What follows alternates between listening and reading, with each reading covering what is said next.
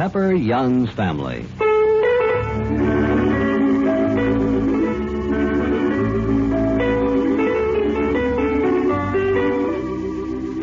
Pepper Young's Family is the true-to-life story of your friends, the Youngs. We'll be with them in just a moment after this message.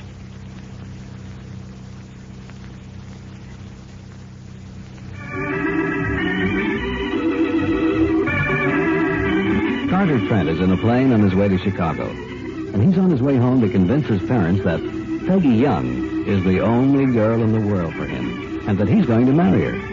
Meanwhile, the Trents are anxiously awaiting Carter's arrival. They're equally determined to prove to their only son and heir that such a marriage would be a complete mistake.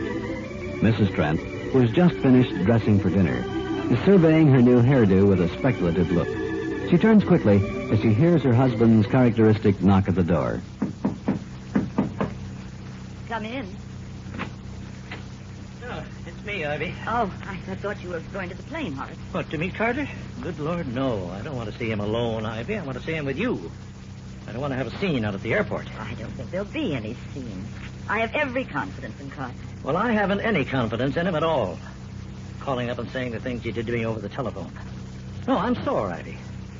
I think the only chance of there being any reconciliation between Carter and me will be if you are present. You've got to handle him with kid gloves, Horace. There's no question about that. Oh, that young fool talking to me as if he could throw away everything overnight. Throw away his name, the business, all the rest of it. Just on account of the first pretty face he has seen. Well, I'm not sure that Carter cares anything about a pretty face. I think he cares very deeply about this girl, though. Well, that's ridiculous. The whole thing is. You've said so yourself, Ivy, a dozen times. Yes, I know I have. And, well, I'm as scared as you are, Horace. You're scared? Yes. Well, who said I was scared? I'm not scared. I'm just sore, that's all. I'm just annoyed that he has the audacity to talk to me the way he did. Well, he's a man now. He's on his own. Nonsense. He's hardly on his own while I am supporting him. Yes, dear, but that's the whole point. Are you going to be able to support him any longer, or is he going to continue to be on his own? Will he refuse to have anything to do with us? Well, I think that I'm the one. I ought to be the one who'd refuse to have anything to do with him. But you couldn't do that, Horace. He's all we've got, you know. Yes, I know. But I don't feel as if I know him anymore. When he talked to me on the telephone, I felt as if a stranger were speaking to me. Maybe he is a stranger now. Perhaps we have to treat him as someone we don't know very well, someone we have to approach carefully. And why do I have to approach my own son carefully, I'd like to know? If I want to tell him I think he's a fool, doesn't know what he's up to, that the girl he's going to marry is the wrong girl for him, why the devil can't I tell him that, eh? You can do all those things, Horace, but let's get over the homecoming first. Let's go at it gradually. Let's make Carter bring the subject up himself. We'll talk about other things. Anything else. Just to keep off the subject. But, Ivy, he knows what he's here for. He knows why he's coming on. There's nothing else in his mind. Of course there isn't. But don't you see, it'll be much harder for him if he has to bring up the subject. If we start right in the minute he gets here, he'll be on the defensive right away. Oh, Horace, take my advice and let him be the one who talks about young love. Well, I don't know. But I do know I'd like to tell him a few things about young love. I'd like to tell him a few things about what he owes me, too. He doesn't owe you a thing, Horace, not a thing. Now, what do you mean by that? We've done everything possible for that boy. We've given him every advantage. There's never been a thing he's ever wanted that he hasn't had. Yes, I know, but that's because we wanted to do it. Because we could afford to do it. I'm not sure it was the best plan for a boy like Carter. I think maybe a much simpler upbringing would have been better, perhaps. Well, perhaps if we'd kept him closer to us. Close?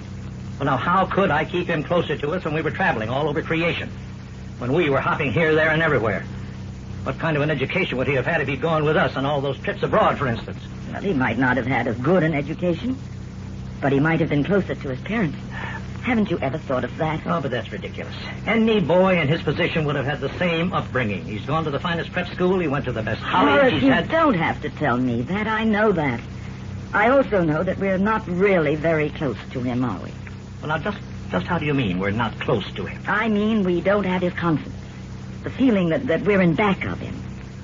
Not as if he'd been with us all the time, as if he could talk to us the way other boys can talk to their parents. I never could talk to mine. No, you couldn't. You were always held at arm's length, too.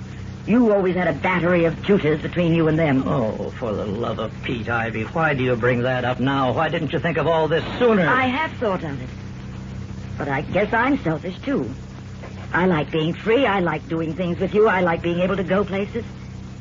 Why, I thought Carter was being taken care of all right, just as you did. Yeah. I was always sure that he had good nurses, good governesses, a good school. But now I'm not so sure about anything. Except that he seems very far away from us, very hard to reach. Well, now, he won't be far away when he gets here. What time is it, anyway? Let me see. Well, it's nearly 6:30. Carter ought to be here now. What time does his plane get in? Well, he was supposed to get here just about this time. I've sent the car.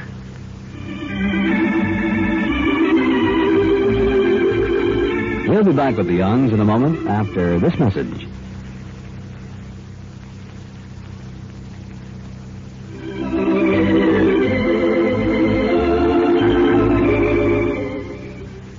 Horace, what are you going to do if Carter's decided to give up his inheritance? To really give up everything? Now, how do I know what I'm going to do? I haven't any idea how I'm going to talk to him. I'd like to talk to him straight from the shoulder. I'd like to tell him exactly what I think of him. And I'm not sure that I won't, Ivy. I'm not sure that I'll hold back and do all this waiting that you recommend. Oh, Horace. I'm not sure that the best thing for that young man wouldn't be to have me sail right into him. After all, I've never been talked to the way he talked to me.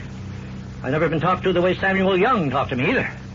Dear, suppose you let me see Carter alone first. Huh? Well, say, yes, Ivy. I think that isn't a half bad idea. If he sees you and gets into the atmosphere of home, all the rest of it. Yes, then let me talk to him for a little while before you see him. I can be very casual, you know. All right. And then when you get through... Yes, I'll buzz the buzzer to your room, and you can come in. You can just sort of drop by. Yes. All right. Yes, I think that's perhaps a better idea than my seeing him first. Because that would only be disagreeable. I know that. Now, I couldn't talk to him in the mood I'm in now. I'd be bound to say things which perhaps I had better leave unsaid for the time being, at least. Yes, Horace. And remember what I said, dear. Let him do the talking. Let him be the one who leads up to all this. Come in. I beg your pardon, madam, but your son is here. Oh, Carter's here. Oh, Horace. Yes. All right. I'm going to my room. Williams, will you tell him that his mother is expecting him in here? Yes, Mr. Trent. Well, now, Ivy, don't be too long about it. I'll be waiting in my room for the buzzer to sound because I do want to see him, you know. I may not be the devoted father that you say I ought to have been, but... Well, I still do care about him, you know that. Yes, dear, I know that. Now run along quickly before he gets here. Go through that door, dear.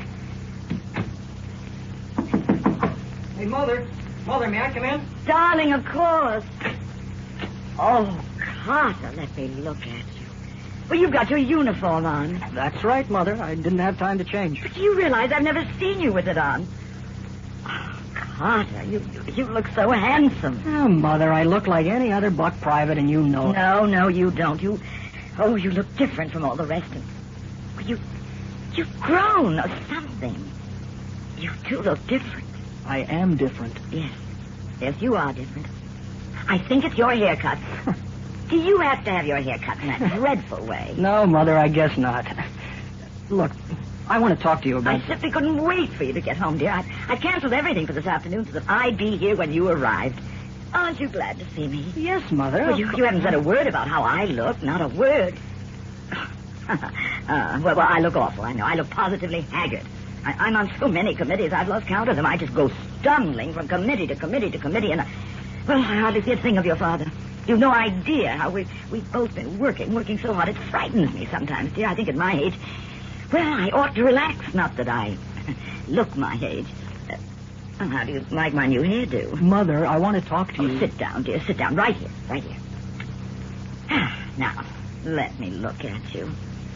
Oh, Carter, it's so good to have you home. How long can you stay, dear? I've ordered beefsteak and onions for dinner because I knew that you'd like beefsteak and onions. Isn't that great? And vanilla ice cream with chocolate sauce. Mother, I haven't come here to talk about vanilla ice cream and chocolate sauce. I just wanted you to know, dear. I wanted you to know that I've tried to think of everything to make you happy. You'll be home for such a short while. We want you to know that... Oh, Carter, we're awfully fond of you, dear. We're so fond of you that we don't want you to do anything you may regret.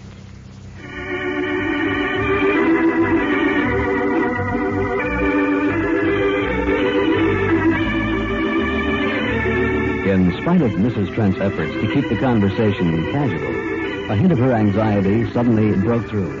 And both she and Carter realize that the moment has come to discuss the person uppermost in their minds, Peggy Young. And now a message from our sponsor.